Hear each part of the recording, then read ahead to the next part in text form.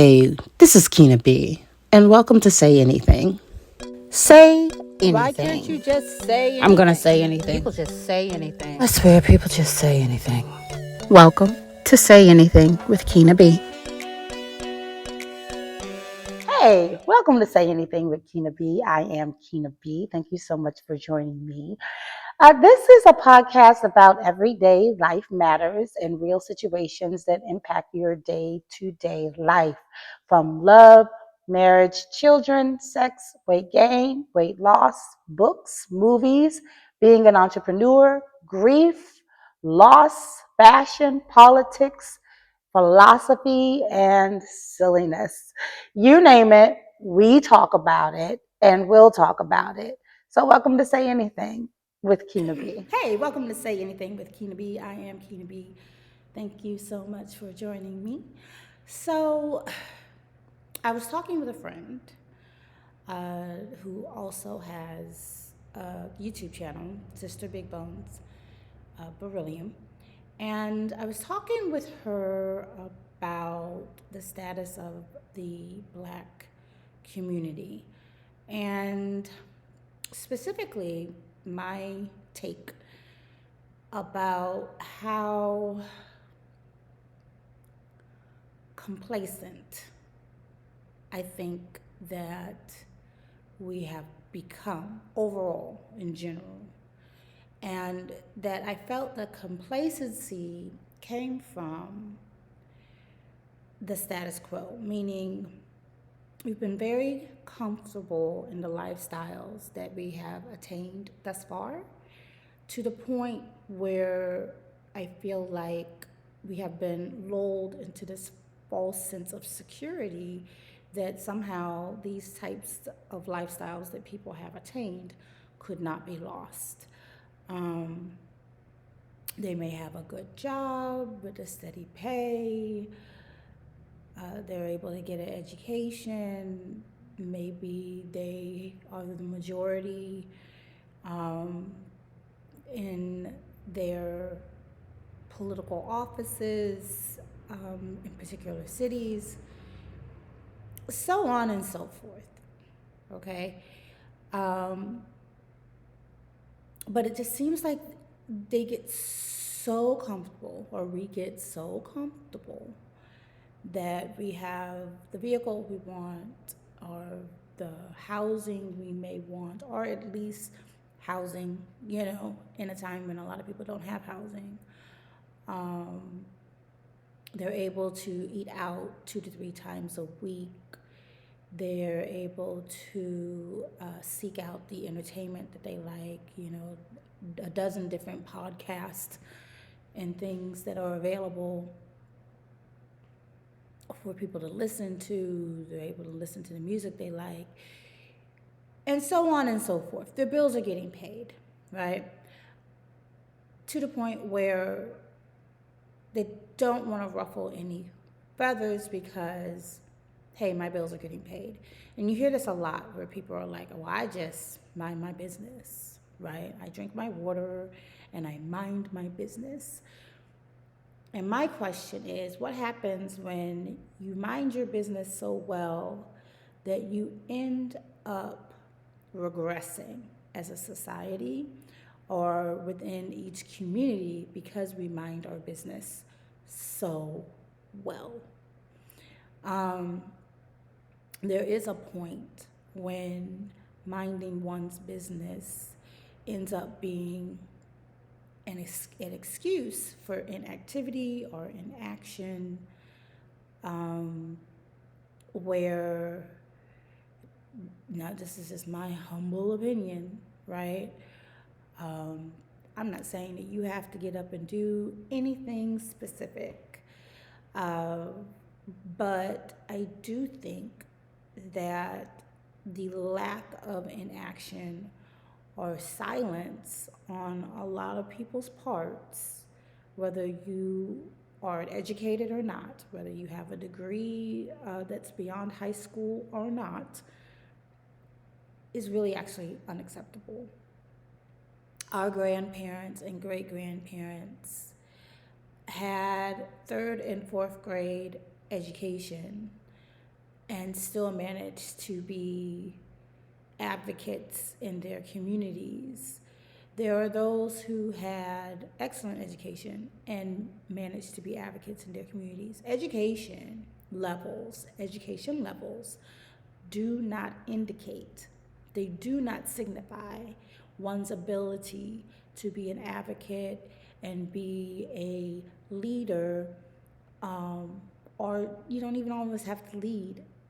Sometimes what we're missing is just a conglomerate of willing participants in the step toward maintaining, sustaining, thriving, um, and uniformed community. And when I say uniformed, I don't mean think like each other.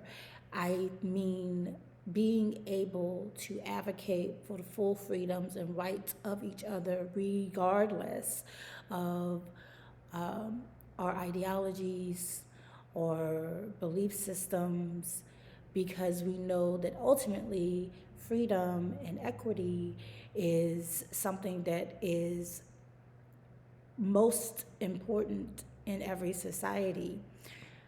People say this a lot, and I think I've heard Michelle Obama say this a lot, that it's a quote where an indication of how a society is doing is how it treats its women and children. And the question is, how is the US currently treating? How is the state that you live in currently treating? How is your local county government, your local city, your local township treating their women and children? It's important to note that how we proceed in the future is directly correlated to how our women and our children are being taken care of or not being taken care of. I talk about ultimately the silence that is so loud, it is deafening, because people have their own um, idea of their levels of success and what they should or should not be partaking in. I just think, I just think that advocacy should not just be for show. You do not have to be constantly seen doing something to know that you are doing something. It can't be a trend. It shouldn't be based on what's popular for the moment. It shouldn't be based on the fact that someone just got tragically killed. It shouldn't be based on the fact that people are losing their food. It should not be based on the fact that the government shut down and then they're fighting to get it back open, which by this point it should be back open again. Um, just a couple of days ago, at the time that I'm recording this, they I think 8 Democrats broke rank, and the shutdown should have ended by now. Which is great for federal employees that have been going without a paycheck, which is great for those individuals who have been going to work without a paycheck, but yet it's still expected to show up. It is great for those who are in need of their SNAP benefits. The government should be up and working. The government should be up and working. They just should. Um, Particularly when you have programs that people are relying on, particularly when people have to pay their light bill. It should be up and working. And we should be in a society, in a political climate where those who have differing beliefs should be able to come to a collaboration, a compromise, in order to keep things open and running and not impacting the actual daily lives of individuals who work on the better part of all of us. That's just my opinion. Okay? And then someone may be watching saying, well, who are you to have an opinion? Well, one, I live here. I am a citizen. I can have an opinion. I am a voter. I am an active voter. I can have an opinion. I used to work for the federal government. I can have an opinion. I am college educated. I have an opinion. But even if I wasn't college educated, I could still have an opinion. I, you know, who cares what credentials a person has as long as, a lack of a credential or an overwhelming list of credentials, does that make someone unworthy or worthy of an opinion? It does make someone worthy or unworthy of saying things are factual if they're not. I think people should be and take care of what they say is a fact versus and something that is not a fact. And I think also we need to define the difference between truth and facts because they're actually not the same, and people equate them as the same. And I know this is getting into the weeds, but people like to equate their own personal truths to what may be factual about a moment. Um, and they're not the same. These things are not the same. They are not interchangeable. Sometimes a truth can be a fact, and sometimes a fact can be a truth, but they're not always the same. So let's talk about that. Let's talk about the difference between facts versus what is true. Okay. Um, Facts can sometimes be just surface, almost like statistics.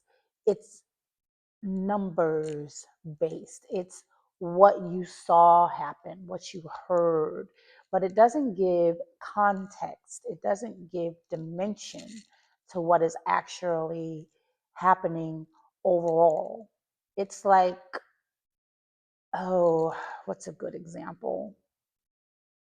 Fact. There are fewer Black owned businesses in this town than there were 20 years ago. Truth. Systematic barriers, lack of funding, and disconnection in our community made it hard to sustain them. Fact. The median income went up. Truth. It did not go up for everybody.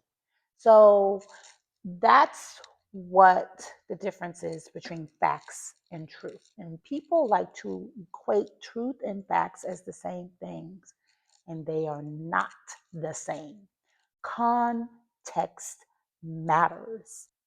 Going deeper, um, critical thinking individuals, I guess I should say, uh, will understand that there is a difference between what is factual and what is true because context matters. And that is why I can have an opinion. Okay, so historically, within the Black community, struggle has been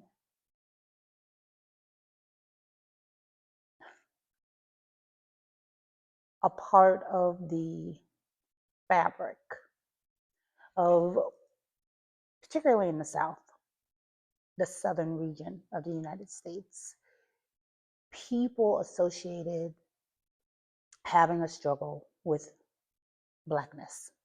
The next is what is considered just above the poverty level, but still struggling. For the sake of the conversation that we're having today, I wanted to drop a little bit of a thought about Blackness and its association with struggle. First of all, Black people do not have the copyright to struggle. We don't have a patent on struggle, okay? Um, Struggle is across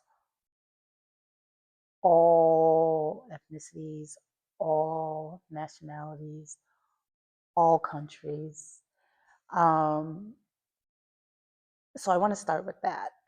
I sometimes get my back up when it seems as if people are leaning on the idea that Black individuals and struggle are synonymous with each other, and it is not. And I think for any individual, challenge is something that is necessary in order to get to a higher level in life. Everyone has to have some sort of a challenge in order to achieve better and greater heights. Um, Now, context is that in the United States, there is a deep struggle that occurred within the Black community, those who have a lineage from the continent of Africa during enslavement, during the time period where people were uh, involuntarily confined, stolen, kidnapped, and engaged in human trafficking of a massive ordeal for labor purposes. And it was legal. And so what followed was hundreds of years of forced labor, and not just forced labor, but people being torn from family members, the inability to marry legally, the inability to own land, the inability to have freedoms of speech, of education, of the ability to move about without being questioned. They were chattel. They were somebody else's property. They did not have their own way of being. And on top of that, individuals who were not Black or of African descent were also seen as better than. They put in a system of hierarchy, they put in a class system, they put in a race system, and then they put in a systematic approach to keeping individuals of African descent during the enslavement period on the bottom of the pyramid of the totem pole when it comes to labor and society. Then you have Emancipation Proclamation. People are suddenly free, but they do not have the same rights as other individuals. Then you have the Reconstruction period, and then you have the Civil Rights period during the time of Jim Crow and segregation, which was legal. Then you have forced integration. You have separate but equal, which was never separate but equal. And then you end up having this evolution of a systematic oppression through financial institutions, through redlining, through um, job insecurity, so on and so forth. Just so on and so forth. So you go through these different eras. And I'm still just talking about the United States. I'm not even talking about worldwide, because worldwide, different things were happening to different people at different times worldwide in different countries. Every country has a story, all right? I'm just here in the US, and I'm also just talking about the South, because the story of the North, though it parallels, it just parallels differently. Um, Racism is still racism, even if you're a Yankee. Okay? So the fact that someone may have been in the North and had a little bit more freedom than those who are in the South did not make that racism any less impactful and hurtful. And um, a lot of times there was this, okay, people mentioned the Great Migration from those individuals, Black individuals specifically, who came from the South and then moved up to the North for better opportunities. And there were better opportunities, different opportunities. Um, but the racism, instead of being outward and upfront and abrupt, was now hidden and underlying and more so in the system itself, whereas in the South it was still outward and upfront, and in the system itself. So it was just both. Um, okay, so I say that all to say that if you are coming from a history or family dynamic where the struggle or the challenge that you had just to get to your nice government job, okay, was such an uphill battle that now you're able in present day to have a mortgage, to have a car, to be able to go on vacations twice a year or even once a year, to be able to put your child in a private school, that of course you may feel like you made it. You may feel like, you know what, I do not want to rock this boat. I have made it. Um, and you may get quiet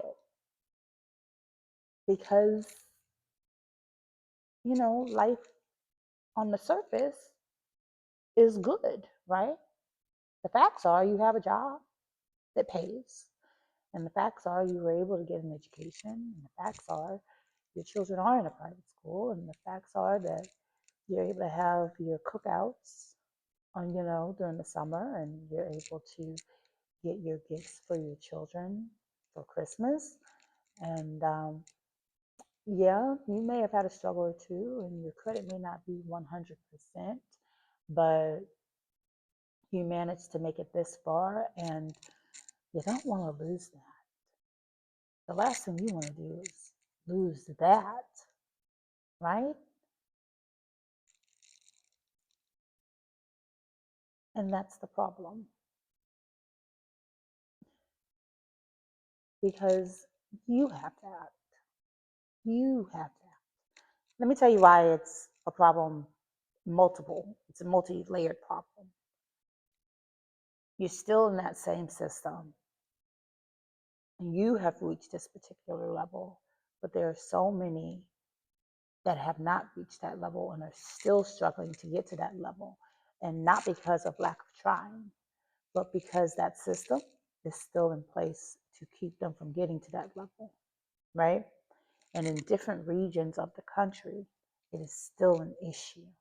It is still an issue because the fact of the matter is women have to fight so hard to get equal protection under the law when it comes to their health and their well-being, because of the fact that children who attend public schools have to fight so hard in order to get equal access to opportunity of education and levels of learning and curriculum and the type of exposure that other children have that they are not able to achieve, because of the fact that your neighbor on your left and your neighbor on the right have to rent when you can pay a mortgage. You were able to buy, and it's not because they didn't have the ability to buy, because obviously they're renting, right?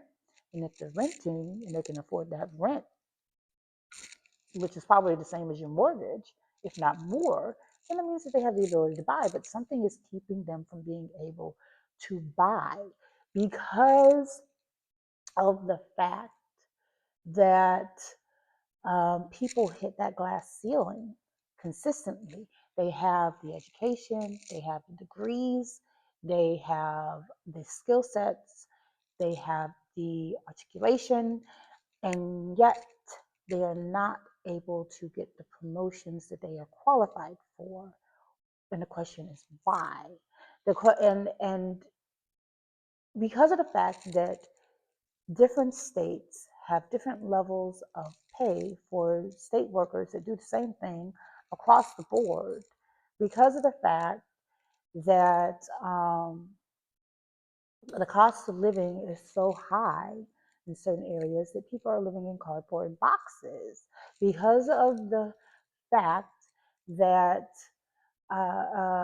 there are still places that do not allow their employees to have proper breaks, 15-minute breaks, 30-minute breaks, in order to go through a particular workday. Because of the fact that the cost of purchasing a vehicle is so high that people are paying the same as what would be their rent in order to buy a car, because of the fact that the ability to own a business is politicized in towns when it shouldn't be politicized, because of the fact that people are unable to afford groceries, because of the fact that um, there is such a huge gap between those who make six figures and five figures, between those who make six figures and a million, that jump and that hike, because of the fact that people cannot get business loans, because of the fact that people cannot get home loans, because of the fact that people who are in the military serving the United States government are dependent on food stamps. These are all the reasons why you cannot be complacent. Some of that is across the board for every ethnicity in the United States. I wanted to put in some of those facts, and then you can contextualize, because I'm just going to throw some facts out there for you. Now, this is according to the U.S. Census Bureau. This is our United States government, U.S. Census Bureau information. Definition of poor, okay, is defined by a poverty threshold, which is basically income. How much income is a household receiving based on the size of the household? Okay. For 2025, year 2025, the approximate poverty thresholds are, and I'm reading, one person, 15,700. That's the poverty line. If you're making less than 15,700 and you're one person, you're considered impoverished. Two people, 21,200. Three people, 26,800. Four people, 32,500. That is the poverty line. This number is typically representative of the average American household, okay? So, a family of four making 60,000 a year may not be counted as poor, meaning below the poverty level, but they can still experience food insecurity, housing instability, medical debt because of high costing areas. It's a family of four making 60,000. They call them the working poor. That is your neighbor that has 3 and 4 jobs. Okay? That is your coworker who works full time and then goes and waitresses after work to make extra money so that she can put her kid through college, because she doesn't want her kid to be saddled with student loan debt, right? The working poor. Or maybe it is a family member that you know that has 4 or 5 jobs working fast food at different places in order just to make ends meet. More statistics. 12 to 13% of Americans live below the official poverty line. For Black Americans, the rate is nearly double, 22 to 23%. For Hispanic and Latino Americans, about 19 to 20%. and for white Americans, it's about 9%. The rate for single mothers exceeds 25%. And the sources for this is the US Census Bureau, Economic Policy Institute, and the Federal Reserve. Why does this matter? Let's circle back to complacency and struggle. It matters because we probably all know somebody if we are not that somebody, right? We know somebody or we are that somebody who is the working poor, who is on a fixed budget, who cannot see their way through, and yet we are silent about it. We should be helping our neighbors at community levels, right? Because at the end of the day, like I said this in the podcast before, the state and federal government are not going to come and save us. Small communities, not just Black communities, but most small communities are built on people who had no choice but to lean and depend on each other and create their own systems in order to thrive as a community. It is my own opinion, okay, that when people get to a particular level of thriving, that unless it's trendy, to look as though you're being an advocate for something, they tend to forget about it the rest of the year. Someone gets hurt in a shooting, and then suddenly everybody wants to come out and march and show themselves. When there are another 364 days out of the year that you can show up. You can show up in other ways too, not just the ways that are visible, but the ways that are quiet and behind the scenes.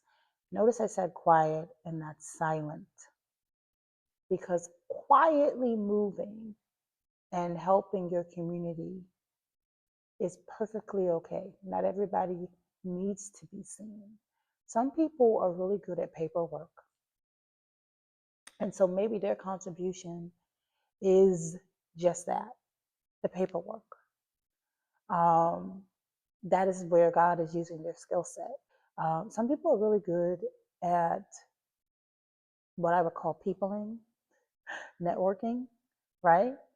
And then if that is the case, then they're utilizing their gift that way. Um, and so they would be more out front, right? But it's consistent. It doesn't stop just because they get to a particular level.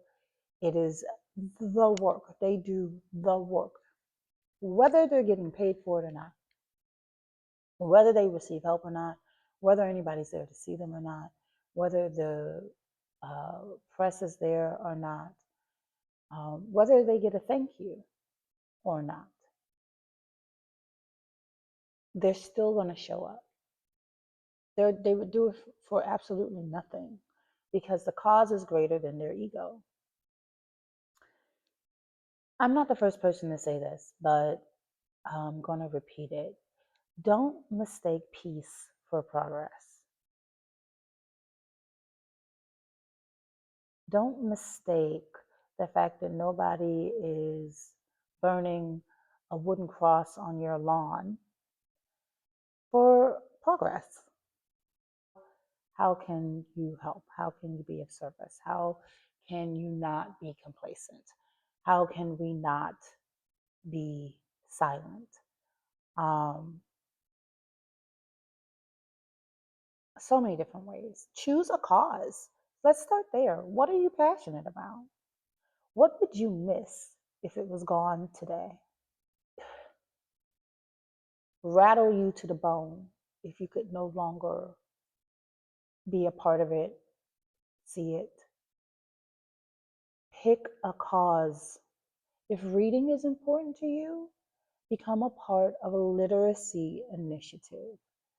If the arts are important to you, become a part art of be a part of art initiatives. Um, if voting is important to you, politics, get involved in your local community political organizations. If it's less about politics and more about the actual programs that you think should be available for everyone, then pick a program. Childcare, women's rights, cancer. Pick something, become a part of it, and help move the needle on that issue. You can write your local congressman. You can write your representatives. You can send letters. You can email. You can go online to their sites and voice your concern about issues. You have the right to do that. You have the right to be able to say, hey, I don't like this new policy that you all are drumming up. I don't think it's right. You can let your representatives know, your representatives, the ones that were elected to represent you in your community, you can let them know at the local level, at the county commission, at the city commissions, at the state state levels, at the state level, at the federal level. You can let them know. You can even request meetings. You can request a meeting. I am not one to chase struggle at all. Um, as a matter of fact, I often hate the idea of Blackness being only defined and solely defined by struggle. I because it's not. Struggle is not synonymous with Blackness. And no one gets anywhere they want without some levels of challenge. And we should be helping other people reach the levels that we reach or surpass the levels that we reach so that their struggle, their challenges are not as hard as our challenges in the future. And we should encourage them that once they get to a particular level and encourage ourselves to not be complacent and get so used to where we're at, it having not, it being better than where we were, that we stop trying to get to somewhere else better. Be content in everything, right? No matter where you are and what phase of your life. Be content in all things. Some of you will know this, right? John the Baptist. And continue to fight. Yes, and. Yes, I am content. And I will continue to fight. Yes, I am happy. And I will work and advocate for the happiness of others, for the success of others, for the continuing uplifting of others. Yes, I am satisfied. And I will work for greater satisfaction. I'm just saying, don't turn a blind eye to everybody else's situation, thinking that if you just shudder, then you'll never have to worry about it again. When we start to be complacent, we start to regress. Freedom is for everybody.